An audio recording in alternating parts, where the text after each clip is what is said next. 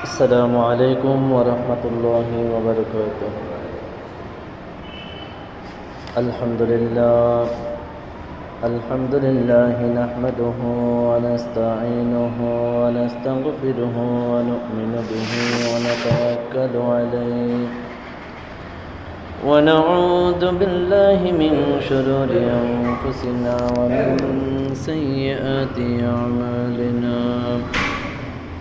من يهد الله فلا مضل له ومن يضلله فلا هادي له.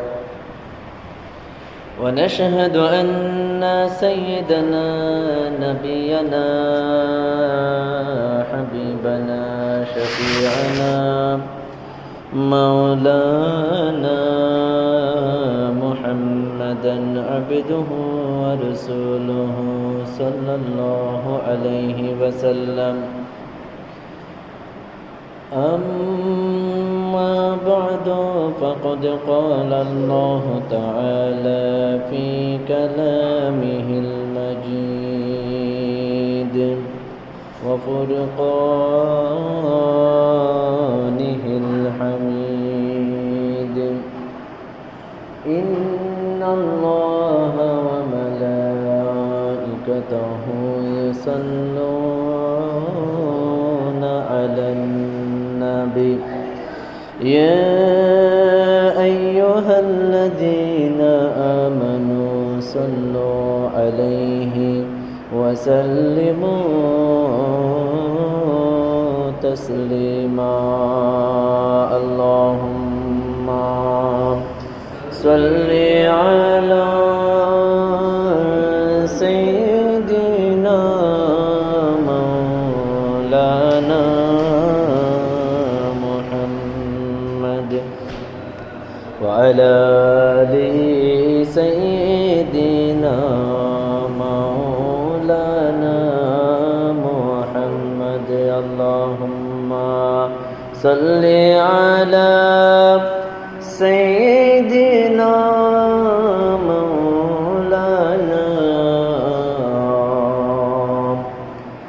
وعلى آل سيدنا مولانا محمد.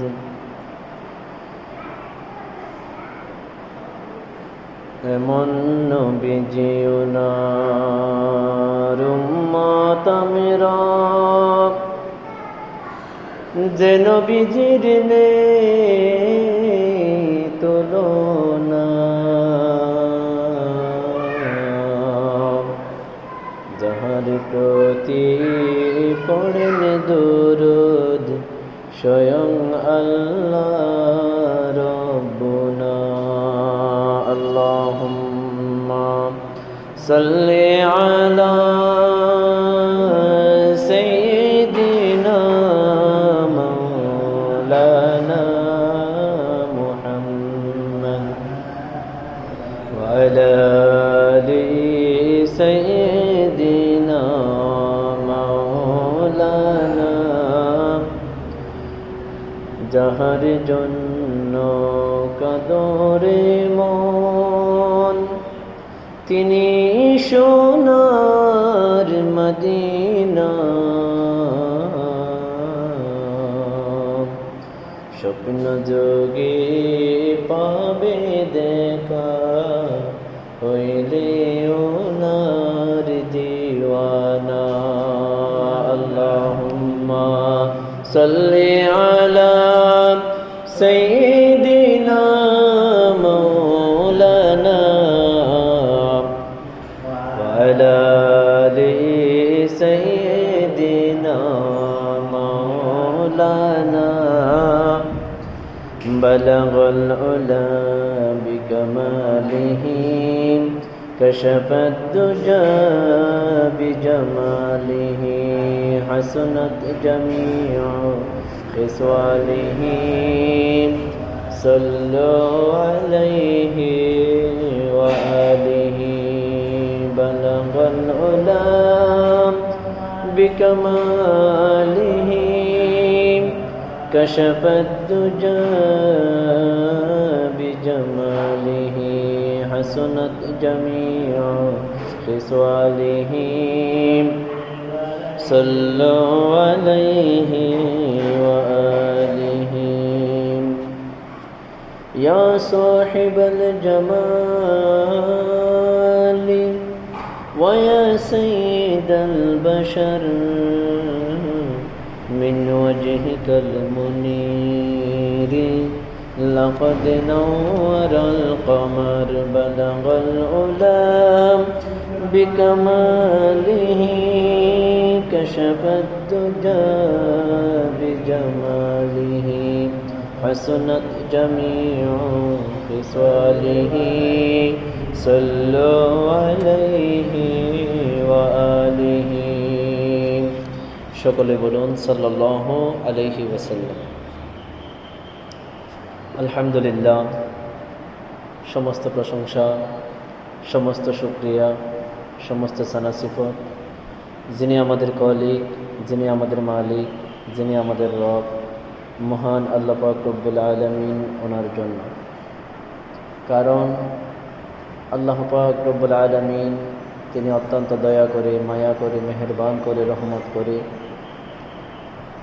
আমাদের সবাইকে পবিত্র জুমার নামাজ আদায় করার জন্য মহান আল্লাহ পাক রব্বুল আলামিন ওনার পবিত্র ঘর, পবিত্র মসজিদে আসার, বসার, আলোচনা করা এবং শোনার তৌফিক দান করেছেন।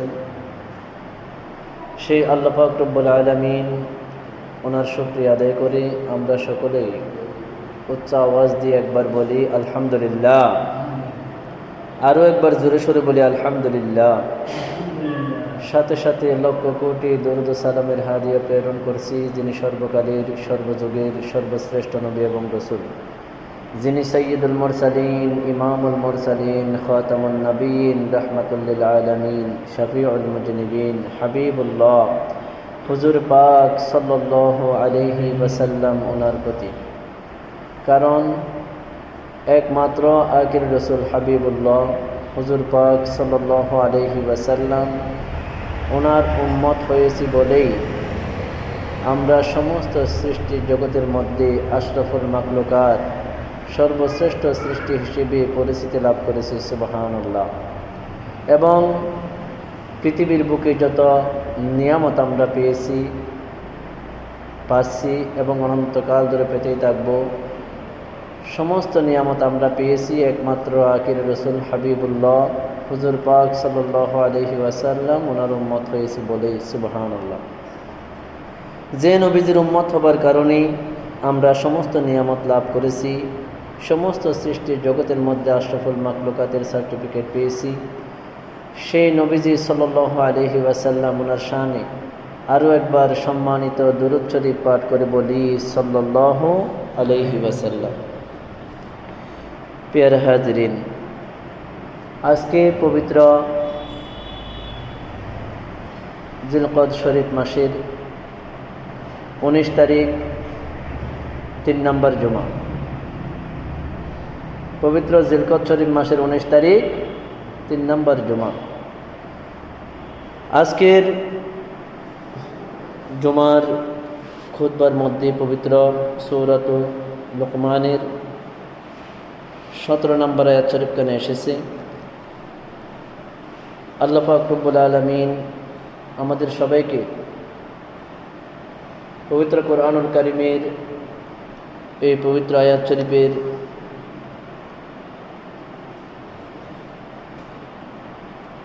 এই পবিত্র আয়াত শরীফ অনুযায়ী আলোচনা করার এবং শুনে মনে রেখে আমল করার তৌফিক দান করুন। সকলে বলুন আমিন। আল্লাহ পাক রব্বুল আলামিন পবিত্র কোরআনুল কারীমের সূরাতুল লুকমানের 17 নম্বর আয়াত শরীফের মধ্যে ইরশাদ মুবারক করেন, আউযু বিল্লাহি মিনাশ শাইতানির রাজীম, বিসমিল্লাহির রহমানির রহিম। ইয়া বুনাইয়া আকিমিস সালাতা ওয়া'মুর বিল মা'রুফি ওয়ানহা আনিল মুনকার ওয়াসবির আলা মা আসাবাকা ইন্না যালিকা মিন আজমিল উমুর। আল্লাহ পাক রব্বুল আলামিন তিনি ইরশাদ মুবারক করেন, বিশেষ করে এই আয়াত শরীফটি হযরত লুকমান আলাইহিস সালাম ওনার একটি কৌল শরীফ, ওনার জবান মুবারকে উনি ওনার সন্তান বলেছিলেন, ইয়া বুনাইয়া আকিমিস সালাহ, হে আমার সন্তান, আকিমিস সালাহ, নামাজ কায়েম করো, নামাজ প্রতিষ্ঠা করো, ওয়া'মুর বিল মা'রুফ, এবং সৎ কাজ আদেশ দাও, ওয়ানহা আনিল মুনকার, এবং মন্দ কাজের, অসৎ কাজের, খারাপ কাজের নিষেধ করো। কে বলতেছেন? হযরত লুকমান আলাইহিস সালাম। উনি ওনার সন্তান বলতেছেন, হে আমার সন্তান, নামাজ আদায় করুন, নামাজ কায়েম করুন এবং সৎ কাজের আদেশ দিন, মন্দ কাজ, খারাপ কাজ, পাপ কাজের নিষেধ করুন।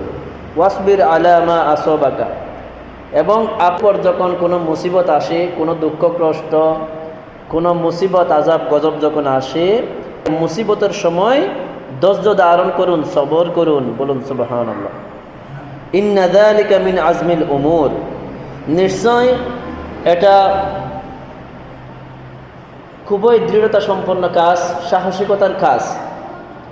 কারণ নামাজ কায়েম করা, সৎ কাজের আদেশ দেওয়া, অসৎ কাজের নিষেধ করা এবং বিপদের সময় ধৈর্য ধারণ করা, এগুলো সবার পক্ষে সম্ভব নয়। প্রত্যেকটা কাজই কঠিন। নিয়মিত 5 ওয়াক্ত নামাজ পড়া, এটা আমরা যারা মুসলমান রয়েছি আমরা ভালোভাবে বুঝি, এটা এত সহজ বিষয় নয়, সবাই পড়তে পারে না, সবাই পড়তে পারে না।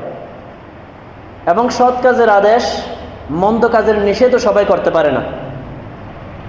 আপনার সামনে দেখতেছেন একটা অন্যায় হচ্ছে, আপনার সামনে দেখতেছেন কে প্রকাশ্য গুনার কাজ করতেছে, মদ, গাঁজা, নেশা, জুয়া খেলতেছে, আমরা সবাই দেখতেছি, দেখে থাকি, চোখে দেখতেছি, কিন্তু নিষেধ করার মতো সেই সাহস আমাদের নাই। এবং ভালো কাজের আদেশ দেওয়ারও সাহস আমাদের নাই। আমরা দেখতেছি মসজিদে আজান হচ্ছে, অনেক মুসলমানের ছেলে মেয়েরা তারা নামাজ না পড়ে প্রকাশ্য ঘোরাফেরা করতেছে, বসে আছে, চায়ের দোকান আড্ডা দিচ্ছে, গল্প গুজবে মশগুল রয়েছে, এরকম আছে না নাই? কিন্তু আমরা তাদেরকে বলতে পারি না, ভাই তুমি নামাজ পড়তে আসো, তুমি ভালো কাজ করো, সৎ কাজের আদেশ আমরা দিতে পারি না। এগুলা করার জন্য একটা সাহসিকতার প্রয়োজন রয়েছে, অনেক যোগ্য ব্যক্তির প্রয়োজন রয়েছে। এবং মুসিবতের সময় সবাই ধৈর্য ধারণ করতে পারে না। মুসিবত যখন চলে আসে আমরা পাগল হয়ে যাই। এই জন্য আল্লাহ পাক এই আয়াত শরীফের শেষে বলেন, ইন্না যালিকা মিন আজমিল উমুর, নিশ্চয় সৎ কাজের আদেশ দেওয়া, নামাজ কায়েম করা, মন্দ কাজের নিষেধ করা এবং বিপদের সময় ধৈর্য ধারণ করা, এটা অত্যন্ত সাহসিকতার কাজ, দৃঢ়তা সম্পন্ন কাজ।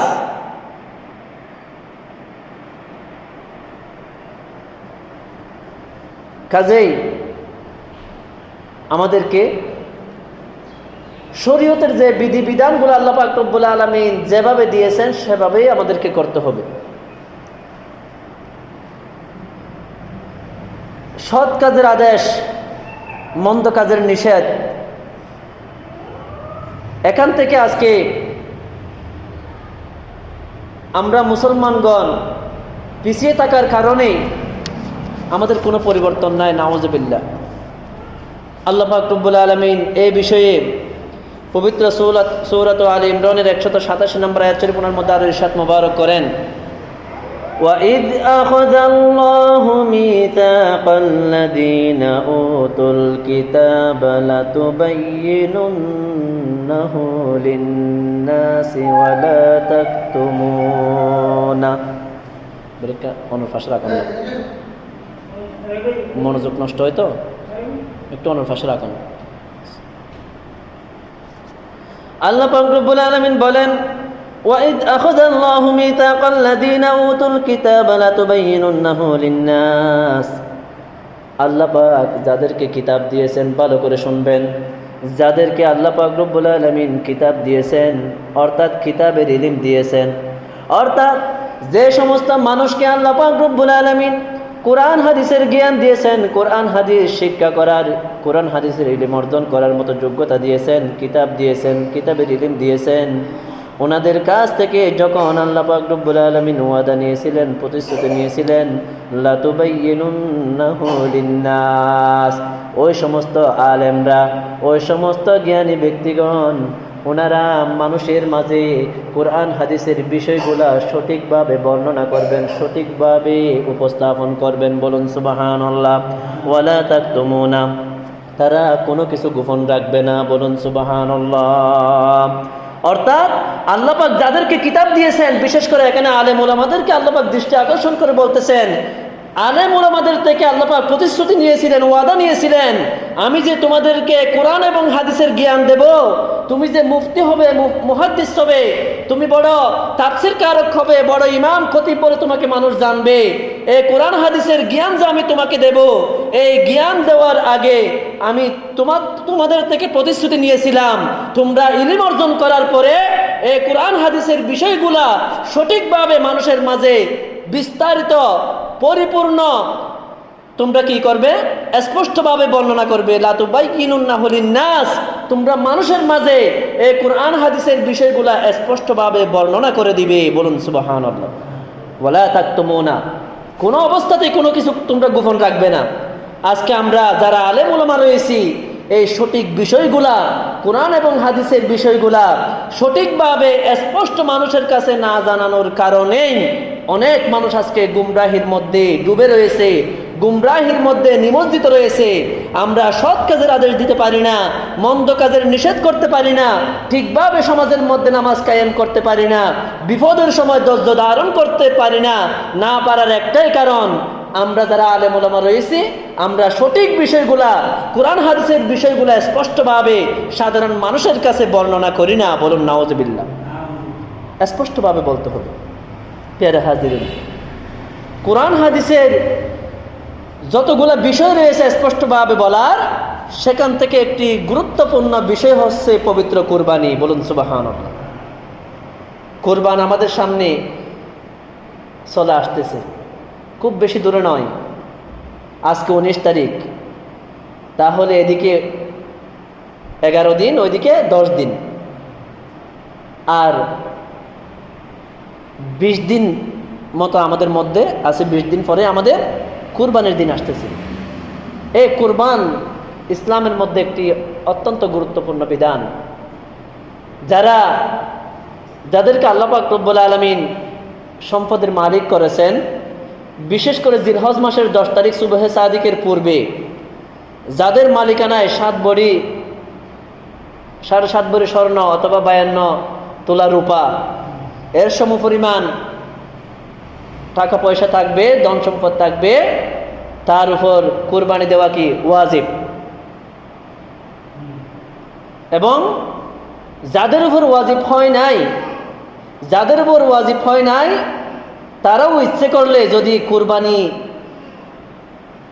পশু কেনার মতো যদি সামর্থ্য থাকে, বা 1 ভাগ বা 2 ভাগ বা একটি ছাগল, বকরি, দুম্বা দেওয়ার মতো যদি সামর্থ্য থাকে, প্রত্যেকের জন্য উচিত হচ্ছে, উত্তম হচ্ছে কুরবানি দেওয়া। কুরবান শব্দের অর্থ হচ্ছে উৎসর্গ করা। আল্লাহ পাকের উদ্দেশ্যে, আল্লাহ পাকের নৈকট্য হাসিল করার জন্য নিজের প্রাণপ্রিয় বস্তু, নিজের মুহাব্বতের বস্তু আল্লাহর নামে জবাই করার নাম হচ্ছে কুরবানি। বলুন সুবহানাল্লাহ। অর্থাৎ এই কুরবানির মাধ্যমে আল্লাহ পাকের খুব নিকটবর্তী হওয়া যায়, আল্লাহ পাকের কাছের মুহাব্বতের বান্দা হওয়া যায়। আমরা বিস্তারিত আরো 2 জুমা আলোচনা করার সুযোগ পাব।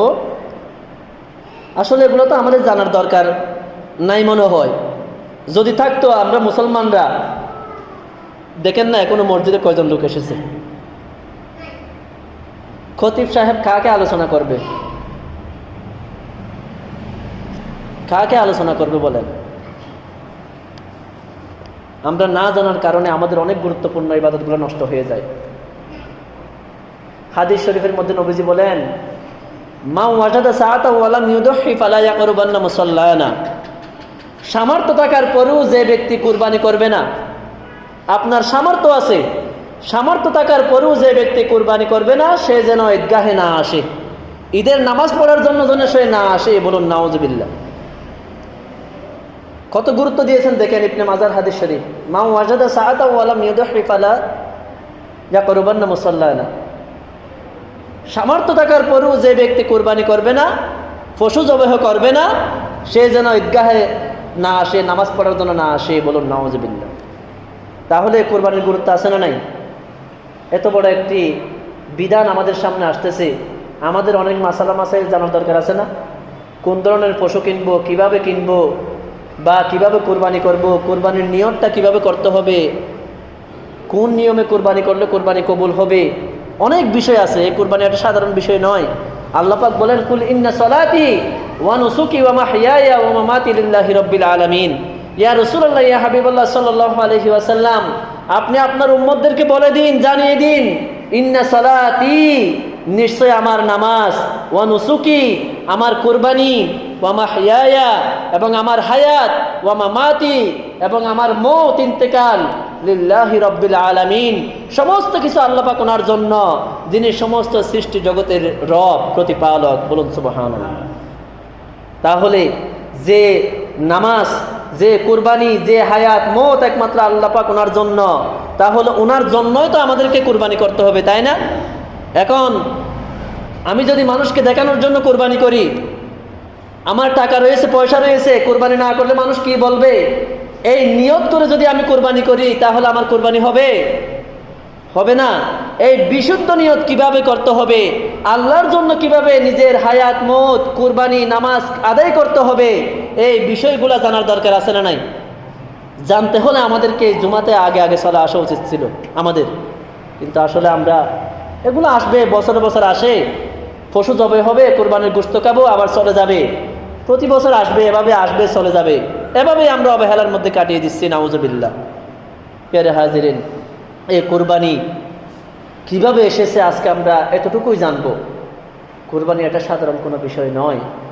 আল্লাহ পাক রব্বুল আলামিন পবিত্র সূরাতুল হজের 34 নম্বর আয়াত শরীফের মধ্যে আল্লাহ পাক রব্বুল আলামিন বলেন, ওয়ালিকুল্লি উম্মাতিন জাআলনা মানসাকাল লিয়াযকুরু ইসমাল্লাহি আলা মা রাযাকাহুম মিন বাহিমাতিল আনআম। আল্লাহ পাক রব্বুল আলামিন বলেন, আমি শুধু উম্মতে মুহাম্মদের জন্য নয়, আখির নবীজির উম্মতের জন্য আমি কুরবানির বিধান দিয়েছি তা নয়, আমি হযরত আদম আলাইহিস সালাম থেকে শুরু করে ঈসা রূহুল্লাহ আলাইহিস সালাম পর্যন্ত প্রত্যেক নবীজির উম্মতের উপরে আমি কুরবানির বিধান দিয়েছিলাম। কেন দিয়েছিলাম? তারা আমার দেয়া রিজিক থেকে, আমি যে তাদেরকে রিজিক হিসেবে গৃহপালিত পশু দিয়েছি, এই পশুর উপরে তারা আমি আল্লাহর নাম স্মরণ করবে, আমি আল্লাহর নামে তারা আমি আল্লাহর সন্তুষ্টির জন্য নিজের গৃহপালিত পশু তারা জবেহ করবে। এজন্য আমি প্রত্যেক উম্মতের জন্য কুরবানির বিধান দিয়েছিলাম, বলুন সুবহানাল্লাহ। শুধু আমাদের জন্য দিয়েছেন তা নয়, আল্লাহ পাক বলেন, ওয়ালিকুল্লি উম্মাতিন জাআলনা মানসাকাল লিয়াযকুরু ইসমাল্লাহি আলা মা রাযাকাহুম মিন বাহিমাতিল আনআম। হে আমার বান্দারা, আমি প্রত্যেক উম্মতের জন্য, প্রত্যেক নবী রাসূলের উম্মতের জন্য কুরবানির বিধান দিয়েছি, যাতে করে তারা তাদের গৃহপালিত পশুর উপরে আমার নাম স্মরণ করতে পারে, আমার নামে তারা পশু জবেহ করতে পারে, যা তাদেরকে আমি রিজিক হিসেবে দিয়েছি, বলুন সুবহানাল্লাহ। তাহলে এখানেও একটি বিষয় হচ্ছে, আল্লাহ পাক স্পষ্ট করেছেন গৃহপালিত পশুর উপরে আল্লাহর নাম স্মরণ করতে হবে, জবেহ করতে হবে। তাহলে আমরা জানতে পারলাম, আমি যে পশুটি কুরবানি করব সেটা নিজের পালক পশু হলে ভালো, জংলি না হলে, জংলি পশু দিয়ে এজন্য কুরবানি করা দুরস্ত নয়, গৃহপালিত পশু হতে হবে। এই বিষয়গুলো আমাদেরকে জানতে হবে কিনা, না জানার কারণে আজকে আমরা বিভিন্ন দেশ থেকে আমদানি হয় পশু, বিভিন্ন আমরা পাহাড়ে গিয়ে ধরে নিয়ে আসি পশু, এটা নিয়ে আমরা কুরবানি করি, নাউজুবিল্লাহ। এই কুরবান এমনিতে আমাদের কাছে আসে নাই। আল্লাহ পাক রব্বুল আলামিন সূরাত মাইদার 27 নম্বর আয়াত শরীফের মধ্যে বলেন, ওয়াতলু আলাইহিম নাবা বিনাই আদম বিল হক ইয ক্বাররাবা কুরবানান ফাতাকাব্বালা মিন আহাদিহিমা ولم يتقبل من الآخر قال لأقتلنك قال إنما يتقبل الله من المتقين আল্লাহ পাক রব্বুল আলামিন বলেন ওয়াতলু আলাইহিম নাবা আবনাই আদম বিল হক ইয়া রাসূলুল্লাহ ইয়া হাবিবাল্লাহ সাল্লাল্লাহু আলাইহি ওয়াসাল্লাম আপনি আপনার উম্মতদেরকে আদম আলাইহিস সালামের দুইজন সন্তানের কথা তিলাওয়াত করে শোনান যে সত্য ঘটনা আদম আলাইহিস সালামের দুইজন সন্তান হাবিল এবং কাবিল এই দুইজন সন্তানের কুরবানির কথা আপনি এই সত্য ঘটনা আপনার উম্মতদেরকে বর্ণনা করুন তিলাওয়াত করে শোনান বলুন সুবহানাল্লাহ হযরত আদম আলাইহিস সালামের যে দুইজন সন্তান হাবিল এবং কাবিল যেখান থেকে সর্বপ্রথম কুরবানি এসেছে হযরত আদম আলাইহিস সালাম উনি এবং মা হাওয়া আলাইহিস সালাম ওনার থেকে জোড়া জোড়া সন্তান জন্মগ্রহণ করতেন ইতিহাসে তাফসীরের মধ্যে বর্ণিত রয়েছে হযরত আদম আলাইহিস সালাম ওনার থেকে 110 জোড়া সন্তান হয়েছেন কয় জোড়া 110 জোড়া সন্তান তখনকার নিয়ম ছিল প্রথম জোড়া এবং এক জোড়াতে একজন ছেলে এবং একজন মেয়ে জন্মগ্রহণ করতেন প্রথম জোড়ার সন্তানের সাথে দ্বিতীয় জোড়ার মেয়ের সাথে বিবাহ হতো এটা তখনকার শরীয়ত ছিল যেহেতু তখন অন্য কোনো মানুষ ছিল না এভাবেই করে পর্যায়ক্রমে পৃথিবীর বুকে আল্লাহ পাক লক্ষ কোটি পুরুষ এবং মহিলা পৃথিবীর বুকে জন্মগ্রহণ করিয়েছেন বলুন সুবহানাল্লাহ তখনকার বিধান অনুযায়ী এরপরে আল্লাহ পাক রব্বুল আলামিন বলেন ঈদ কররাবা কুরবানান তারা কুরবানি করেছিল আমার নৈকট্য লাভ করার জন্য ফাতাকুব্বিলা মিন আহাদিহিমা একজনের কুরবানি কবুল হলো যখন কাবিলের সাথে যে মেয়েটা জন্মগ্রহণ করেছে সেটা ছিল কুৎসিত কালো আর হাবিলের সাথে যে মেয়েটা জন্মগ্রহণ করেছে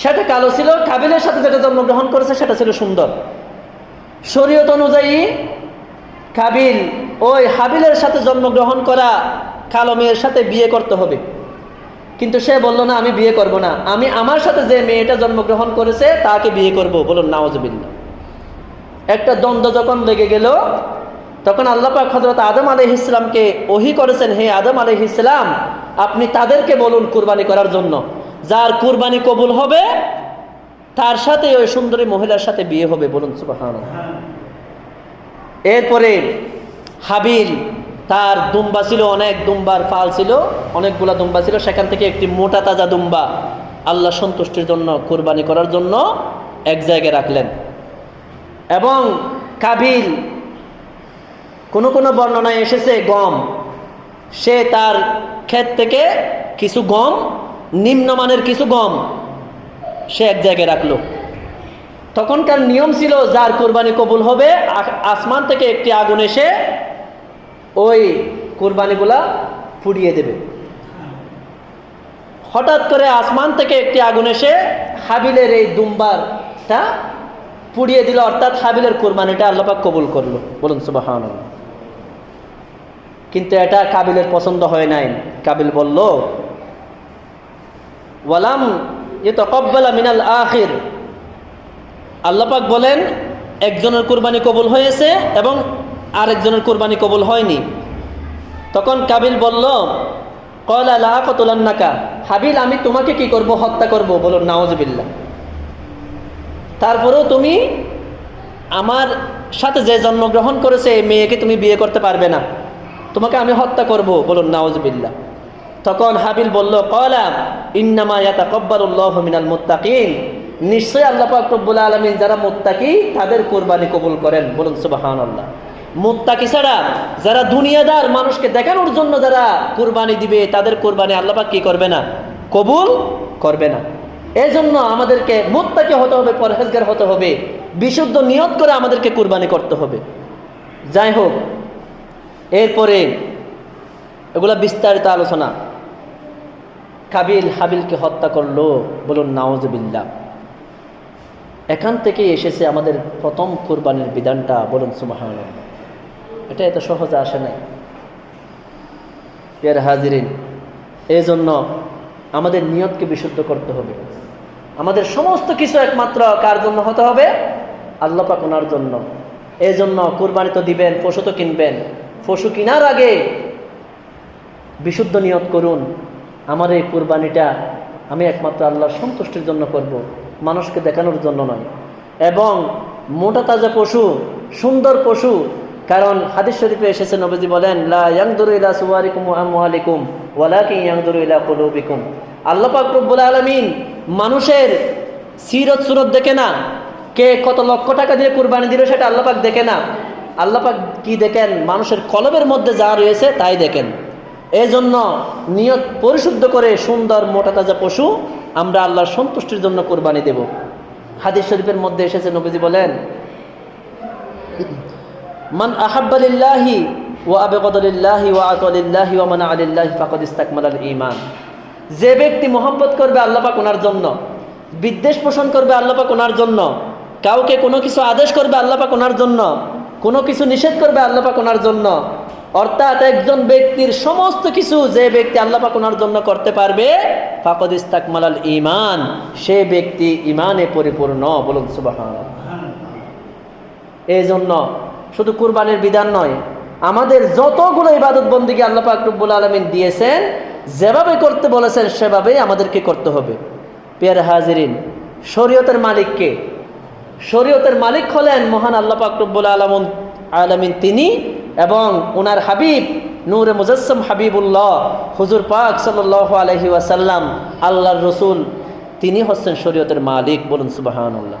এই জন্য আল্লাহ পাক যেভাবে আদেশ করেছেন, নবীজি যেভাবে আমাদেরকে দেখিয়েছেন, সেভাবেই আমাদেরকে সমস্ত আমলগুলা, সমস্ত ইবাদত বন্দেগীগুলা করতে হবে। এই জন্য হাদিস শরীফের মধ্যে এসেছে, লা ইউমিনু আহাদুকুম হাত্তা ইয়াকুনা হাওয়াহু তাবাআল লিমা জিতু বি। তোমরা ততক্ষণ পর্যন্ত মুমিন হতে পারবে না, ততক্ষণ পর্যন্ত পরিপূর্ণ ঈমানদার তোমরা হতে পারবে না, যতক্ষণ পর্যন্ত আমি নবীজি যা নিয়ে এসেছি সে মোতাবেক যতক্ষণ পর্যন্ত তোমরা আমল করবে না, আমি নবীজিকে পরিপূর্ণ তোমরা যতক্ষণ পর্যন্ত অনুসরণ করবে না, আমি যে বিধানগুলো যেভাবে দিয়েছি সেভাবে তোমরা করবে না, ততক্ষণ পর্যন্ত তোমরা ঈমানদার হতে পারবে না। বলুন সুবহানাল্লাহ। অর্থাৎ কুরবানি বলেন, নামাজ কালাম বলেন, সমস্ত ইবাদত বন্দেগীগুলো আমাদেরকে নবীজি যেভাবে করতে বলেছেন, নবীজি যেভাবে শিক্ষা দিয়েছেন সেভাবেই আমাদেরকে করতে হবে। এই জন্য অল্প কয়েকদিনের ভিতর, হয়তো এখনই শুরু হয়ে গেছে কুরবানির হাট। কুরবানির হাট হয়তো এখনই শুরু হয়ে গেছে। কুরবানির বাজার দেখতে যাবো সোয়াবের কাজ, ফজিলতের কাজ। কুরবানি বাজার যাবেন, পশু দেখবেন, সুন্দর মোটা তাজা পশু কুরবানি দিবেন, এবং যার সাথে শরীক দিবেন দেখবেন সে কোনো সুদকুর কিনা, ঘুষখোর কিনা, মদকুর কিনা, এই রকম খারাপ ব্যক্তির, ফাসেক লোকের সাথে কুরবানি দিলে আপনার কুরবানি শুদ্ধ হবে না। পারলে নিজেই দিবেন, যদি সম্ভব না হয় শরীক থেকে যদি দেন তাহলে ভালো মানুষ দেখে, যাদের আকীদা বিশুদ্ধ, আমল বিশুদ্ধ রয়েছে, পরহেজগার মুত্তাকির সাথে শরীক থাকবেন, না হলে কুরবানি শুদ্ধ হবে না, কুরবানি শুদ্ধ হবে না। কারণ আল্লাহ পাক জানিয়ে দিলেন, ইন্নামা ইয়াতাকাব্বালুল্লাহু মিনাল মুত্তাকিন, নিশ্চয় আল্লাহ পাক মুত্তাকিদের কুরবানি কবুল করে থাকেন। বলুন সুবহানাল্লাহ। এই জন্য আমাদেরকে বিশুদ্ধ নিয়তে কুরবানি করতে হবে। প্রিয় হাজির, আসলে লম্বা আলোচনা। এরপরে আদম আলাইহিস সালাম, ওনার থেকে তো আমরা কুরবানি পেলাম। এরপরে কুরবানির যে প্রধান ঘটনাটা, যেটা আমাদের পিতা হযরত ইব্রাহিম খলিলুল্লাহ আলাইহিস সালাম এবং ইসমাঈল জবিহুল্লাহ আলাইহিস সালাম, ওনাদের ঘটনা আমরা সবাই জানি। আল্লাহ পাক রব্বুল আলামিন সরাসরি কোরআনুল কারীমের মধ্যে ওনাদের কথাগুলো উল্লেখ করেছেন। আল্লাহ পাক রব্বুল আলামিন সূরাতুস সাফফাতের 99 থেকে প্রায় 108 নম্বর আয়াত শরীফ পর্যন্ত এই ঘটনাগুলো আল্লাহ পাক বর্ণনা করেছেন। আল্লাহ পাক বলেন, যখন হযরত ইব্রাহিম খলিলুল্লাহ আলাইহিস সালাম, ওনার ঘরে কোনো সন্তান আসতেছে না, হযরত সারা আলাইহিস সালাম, ওনার থেকে কোনো সন্তান হয়নি। এরপর ইব্রাহিম খলিলুল্লাহ আলাইহিস সালাম উনি দ্বিতীয় বিয়ে করলেন, হযরত হাজরা আলাইহিস সালাম ওনাকে। ওনার ঘরেও কোনো সন্তান আসতেছে না। হযরত ইব্রাহিম খলিলুল্লাহ আলাইহিস সালাম, ওনার বয়স যখন, বিভিন্ন মত আছে, বিশেষ করে প্রায় 85 বছরের ঊর্ধ্বে, ওনার বয়স যখন প্রায় 85 বছর হয়ে যায়, এখন তো আমরা 85 বছর আরো বাঁচি না, উনি কিন্তু ধৈর্য হারান নাই। উনি বললেন, ইন্নী যাহিবুন ইলা রাব্বি সায়াহদিন, নিশ্চয় আল্লাহ পাক রব্বুল আলামিন আমাকে সঠিক পথ দেখাবেন, আমার জন্য কোনো একটা উত্তম ব্যবস্থা করবেন। বলুন সুবহানাল্লাহ। এরপরে হযরত ইব্রাহিম খলিলুল্লাহ আলাইহিস সালাম বলেন, রব্বি হাবলি মিনাস সলিহিন, আল্লাহ পাক রব্বুল আলামিন আপনি আমাকে একজন নেককার সন্তান দান করুন, একজন পরহেজগার নেককার সন্তান দান করুন। আমরা তো চাই আমাদের ছেলে কি হোক, ইঞ্জিনিয়ার হোক, ডাক্তার হোক, মাস্টার হোক, আমার ছেলে বিদেশে যাক, বেশি বেশি টাকা ইনকাম করুক, আমাদের চাওয়া থাকে এটা। কিন্তু ইব্রাহিম খলিলুল্লাহ আলাইহিস সালাম ওনার কোনো সন্তান হচ্ছে না, উনি আল্লাহর নিকট দোয়া করতেছেন, আল্লাহ পাক রব্বি হাবলি মিনাস সলিহিন, আমাকে একজন নেককার পরহেজগার একজন ভালো সন্তান দান করুন। আল্লাহ পাক বলেন, ফাবাশশারনাহু বিগুলামিন হালিম, আল্লাহ পাক ওনাকে একজন ধৈর্যশীল নেককার মুত্তাকি সন্তানের সুসংবাদ দিলেন। বলুন সুবহানাল্লাহ। কত বছর বয়সে? প্রায় 85 বছর বয়সে ওনার ঘরে একজন সন্তান আল্লাহ পাক রব্বুল আলামিন দান করলেন। বলুন সুবহানাল্লাহ, যিনি হযরত ইসমাঈল আলাইহিস সালাম। এরপরে আল্লাহ পাক রব্বুল আলামিন বলেন, ফালাম্মা বালাগা মাহুস সায়া, যখন ইসমাঈল আলাইহিস সালাম ওনার বাবার সাথে যখন চলাচলের বয়স হলো, কোনো বর্ণনায় এসেছে 8 থেকে 9 বছর, কোনো বর্ণনায় এসেছে 13 থেকে 15 বছর, এইরকম যখন অবস্থা হলো একজন ছেলের, তখন এত বছর বৃদ্ধা বয়সে একজন ছেলে পেয়েছে, কত মহব্বতের, তাই না? কত মহব্বতের সন্তান। যখন বাবার সাথে যখন চলাচলের বয়স হলো ইসমাঈল আলাইহিস সালাম ওনার, তখন ইব্রাহিম আলাইহিস সালাম হযরত ইসমাঈল আলাইহিস সালাম ওনাকে বলতেছেন, ক্বালা ইয়া বুনাইয়া ইন্নী আরা ফিল মানামি, নিশ্চয় হে আমার সন্তান, নিশ্চয় আমি স্বপ্নে দেখেছি, আন্নী আযবাহুকা, আমি আপনাকে জবাহ করতেছি, কুরবানি দিচ্ছি। বলুন সুবহানাল্লাহ। বাবা ছেলেকে বলতেছেন, ছোট ছেলেকে বলতেছেন, হে ছেলে, আমি স্বপ্নে দেখেছি আমি তোমাকে কুরবানি করতেছি। বলুন সুবহানাল্লাহ। এগুলা কলিজা পেটে যায়। আজকে আমরা তো এত সহজভাবে আমার পশু কুরবানি করতেছি, নিজের বাবাকে স্বপ্নে দেখাচ্ছে আপনি আপনার ছেলে ইসমাঈল আলাইহিস সালামকে কুরবানি করেন। এইরকম বৃদ্ধ অবস্থায় একজন সন্তান পেয়েছেন, এই মুহাব্বতের সন্তানকে কুরবানি করার জন্য নিজের বাবাকে স্বপ্নে দেখিয়েছেন। উনি আবার ছেলেকে বলতেছেন, হে আমার ছেলে, আমি স্বপ্নে দেখেছি আমি আপনাকে কুরবানি করতেছি। বলুন সুবহানাল্লাহ। ফাংজুরু মাজা তারা, সুতরাং আপনার কি অভিমত? আপনাকে যে আমি কুরবানি করব, আপনার কি কোনো সমস্যা আছে? আপনি কি মনে করেন আমি আপনাকে কুরবানি করব? ছেলেকে বলতেছেন। দেখেন, এইরকম যদি আমরা আমাদের ছেলেকে বলি, আমার ছেলে বলবে তোমার ধন সম্পদের প্রয়োজন নাই, তোমার মতো বাবার প্রয়োজন নাই, সে দেশ থেকে পালিয়ে যাবে। যাবে কি যাবে না?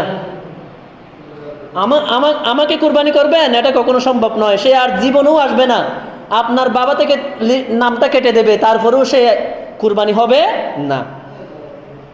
হযরত ইসমাঈল আলাইহিস সালাম উনি বললেন, ক্বালা ইয়া আবাতি ইফআল মা তু'মার, হে আমার বাবা, হে আমার বাবা হযরত ইব্রাহিম খলিলুল্লাহ আলাইহিস সালাম, আল্লাহ পাক আপনাকে যা আদেশ করেছেন আপনি তাই পালন করুন। বলুন সুবহানাল্লাহ।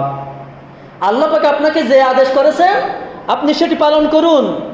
সাতাজিদুনি ইনশাআল্লাহ, সাতাজিদুনি ইনশাআল্লাহু মিনাস সাবিরিন, আল্লাহ পাক চাইলে আপনি আমাকে ধৈর্যশীলদের অন্তর্ভুক্ত পাবেন, আমার কোনো বাধা থাকবে না, আমি ধৈর্য সহকারে থাকবো। আপনি আমাকে কোরবানি করার ব্যবস্থা করেন, আপনি আমাকে ধৈর্যশীলদের অন্তর্ভুক্ত পাবেন,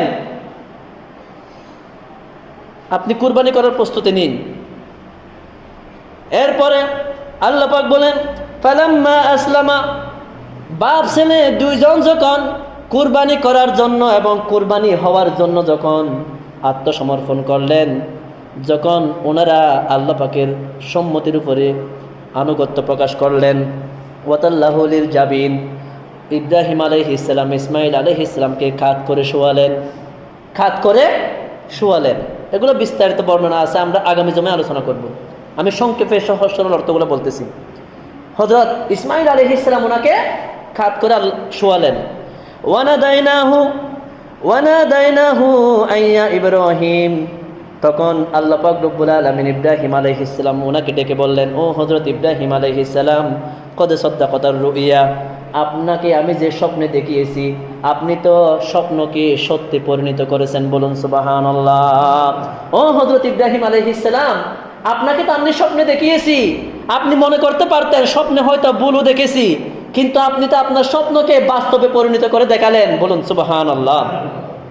এরপরে বলেন ইন্না কাযালিকা নাজিল মুহসিনিন, নিশ্চয় আমি এভাবে যারা সৎ কর্মকারী, যারা সৎ কাজ করে তাদেরকে এভাবে প্রতিদান দিয়ে থাকি, বলুন সুবহানাল্লাহ। আমি যারা সৎ ব্যক্তি রয়েছে ওনাদেরকে এভাবে প্রতিদান দিয়ে থাকি। এরপরে আল্লাহ পাক বলেন ইন্না হাযা লাহুল বালাউল মুবিন, নিশ্চয় এটা একটা কঠিন স্পষ্ট পরীক্ষা ছিল, বলুন সুবহানাল্লাহ। নিজের সন্তানকে কুরবানি দেওয়া এটা একটা অনেক বড় একটা স্পষ্ট পরীক্ষা। এই পরীক্ষায় যে কেউ উত্তীর্ণ হতে পারবে না। আপনি আমি পারবো না নিজের সন্তানকে কুরবানি করতে।